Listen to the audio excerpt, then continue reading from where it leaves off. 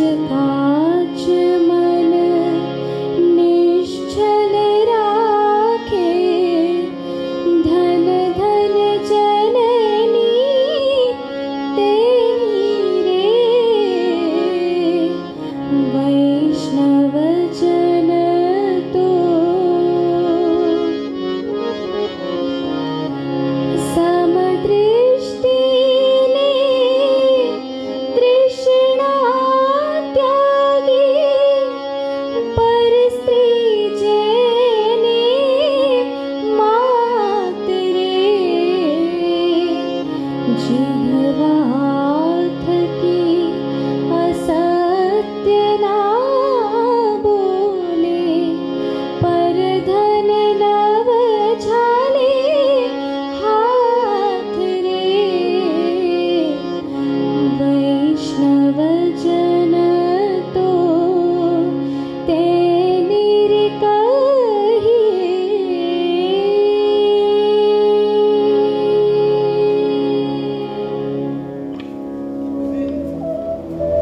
30 जनवरी 1948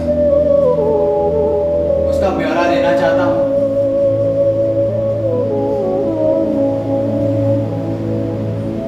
9 सितंबर 1947 गांधी जी कलकत्ता से दिल्ली यहाँ बिरला हाउस में रहे। वो अपना ज्यादातर समय यहीं पर गुजारते थे।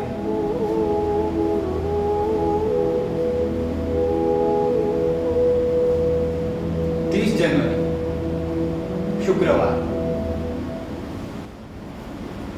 उस दिन की सुबह भी आम दिन के सुबह की तरह ही होती थी। किसी ने सोचा भी नहीं होगा कि आने वाला समय क्या लाने वाला है। उस दिन करीब सुबह 3:30 बजे, हाँ 3:30 बजे लोग इकट्ठा हुए प्रार्थना सभा के लिए।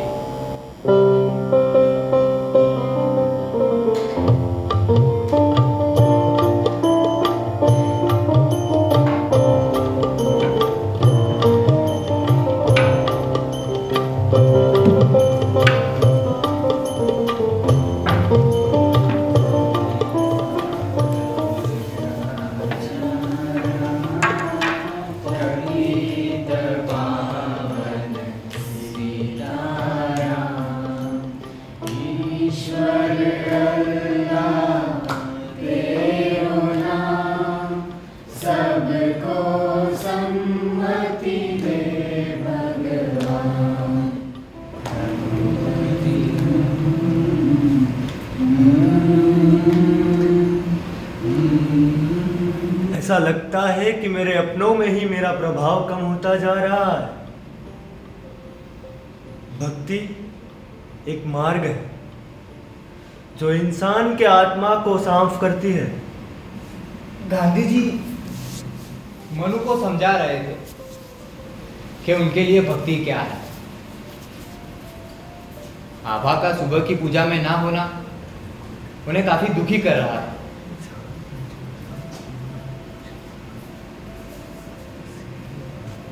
गांधी जी खास करके हिंदू और मुसलमान, हाँ हिंदू और मुसलमान, इन दोनों के धार्मिक पुस्तक पढ़ते थे क्योंकि वो हर धर्म में एकता चाहते थे। अब ऐसे में ही उनके खुद के लोग ही उनका साथ ना दे, वो उन्हें दुखी करता था।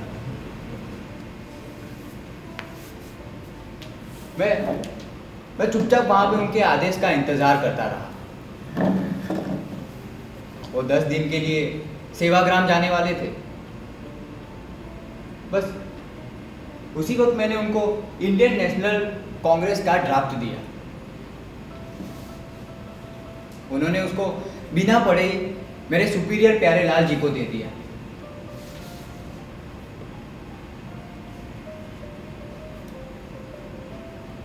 उस वक्त दिल्ली की हालत ऐसी नहीं थी जैसे आज है। पूरे देश में सांप्रदायिक अशांति फैली हुई थी।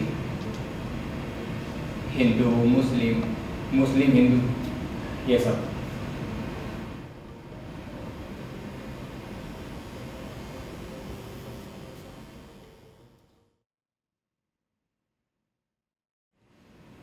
मैं माउंटबेटन से कहने जा रहा हूं कि अगर जरूरत पड़े तो अंतरिम सरकार से दरखास्त करके जिन्ना को दावत दे और कहे कि वो अपनी मनचाही सरकार बना सकता है, बस पाकिस्तान बनाने की जिद को छोड़ दे। बापू, अब अपनों की बलि चढ़ाकर एक ऐसे आदमी की हिमायत कर रहे हैं जिसने पूरी जिंदगी आपका विरोध किया है। अगर अपनों की बलि चढ़ाकर हिंदुस्तान को बचाया जा सकता है तो ये सौदा महंगा नहीं है सरदार। ये आपका ज्यादा ख्याल हो सकता है बापू। और आपको क्या लगता है कि सेंट्रल असेंबली आपका साथ देगा? अगर ऐसा हुआ तो आपको मुझे वचन देना होगा कि कांग्रेस सदन अपने बहुमत का इस्तेमाल जिन्ना की सरकार को रोकने के लिए नहीं करेगी। बापू, मैं हमेशा से आपकी इज्जत करते आया हूं, लेकिन आज आपकी बात सुनकर बहुत अजीब लग रहा है। और मान लीजिए कि हमने जुबान दे भी दी, तो क्या जिन्ना कांग्रेस पर यकीन कर पाएंगे? और क्या सदन में इतने सारे लोगों को समझाना आसान होगा? क्या आप सभी लोग चुपचाप तमाशा देखते रहेंगे कि कैसे जिन्ना जैसे तानाशाह की मर्जी चलती है?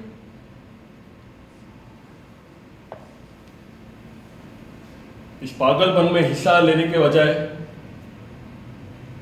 मैं सभा में से इस्तीफा देना पसंद करूंगा। बापू, माउंटबेटन खुद जानते हैं कि इस हालात में मुस्लिम लीग को सरकार बनाने देना फिजूल बात होगी। शायद आप लोग ज्यादा समझदार हैं। वैसे भी मेरे जैसे बूढ़े का यहाँ क्या काम? वो गांधी जी करीबन 4 बजे सरदार पटेल से मिले। अगर आदमी तय कर ले तो क्या संभव नहीं? मेरे लिए तो नहीं है, कम से कम इस मामले में तो बिल्कुल नहीं। ये तो सरदार जैसी बात नहीं। बापू, आप जो चाहे कह सकते हैं, मगर इतना भरोसा जरूर कीजिए कि मैं जनता से अपने त्याग पत्र की बात नहीं करूंगा और ना ही कांग्रेस छोड़कर नई पार्टी बनाऊंगा, बल्कि पार्टी में ही रहकर पार्टी की बिगड़ी हुई हालत को दुरुस्त करूंगा। इससे जवाहर को ज्यादा मदद मिलेगी। बापू, मैं जवाहर से बात करूंगा। कोई ना कोई रास्ता तो निकालना होगा। मेरे पास कोई रास्ता नहीं है बापू। थक चुका हूं, बीमार हूं। मैं तुम्हारा इलाज करूंगा। इलाज तो मैं तुमसे करवाऊंगा ही, मगर सरकार में नहीं रह पाऊंगा। मैं उससे बात करूंगा। देखो, इस बात को यहां खत्म नहीं करते। कोई ना कोई रास्ता जरूर निकल आएगा। बस ये बातचीत चल ही रही थी कि इतने में आबा ने आके बता दिया कि देर हो रही है प्रार्थना के लिए। बहुत देरी हो जाने के कारण गांधी जी ने प्रार्थना सभा को जाने के लिए नजदीकी रास्ता अपनाया।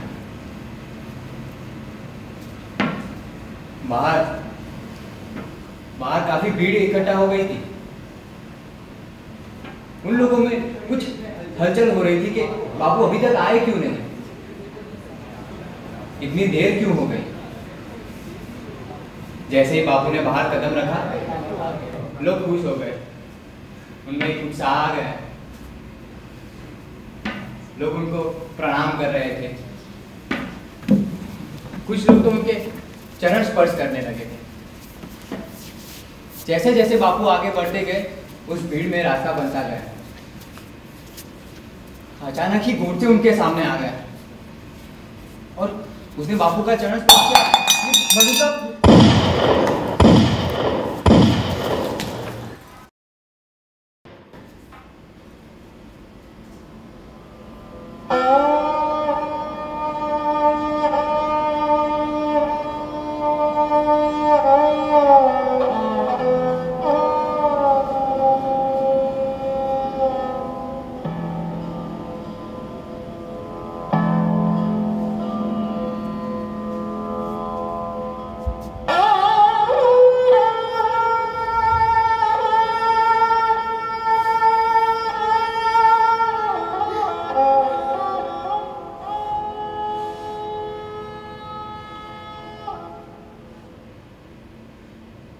समय